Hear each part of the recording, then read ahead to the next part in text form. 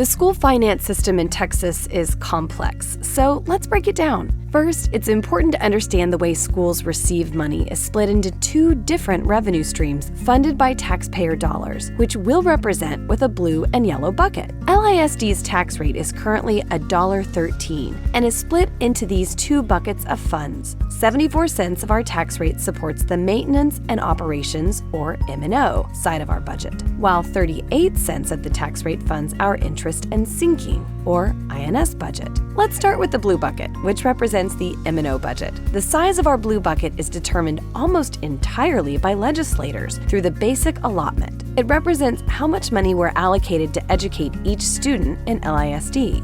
The blue bucket is filled with funds through two primary sources: local property taxes, which make up about 86% of our M&O budget, and state funds, which are generated by things such as sales taxes, business taxes, and lottery proceeds. The blue bucket contains the money that can pay for the daily operations of the school district, such as teacher and staff salaries, fuel, electricity, and insurance. The size of the blue bucket has not been adjusted by lawmakers since 2019 amid soaring inflation rates, which have increased on average by 22%. In order to have the same buying power in 2023, the basic allotment, or the size of the blue bucket, would need to increase to $7,515. The amount of money the state contributes to a district's M&O budget is contingent upon the amount of revenue collected by local property taxes. If local property values set by the county appraisal district rise and tax collections increase, which has been the case over the last several years in LISD, local schools do not receive more funding. Instead, the state simply contributes less money to fill the blue bucket.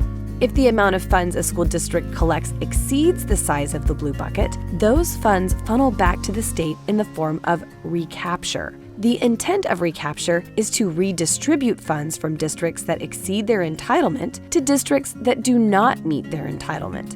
Instead, the recapture funds fall into the state's general budget with no transparency on how or where it's being used. And remember, school districts cannot use any funds received from a bond election to pay for daily operating expenses, which includes staff salaries.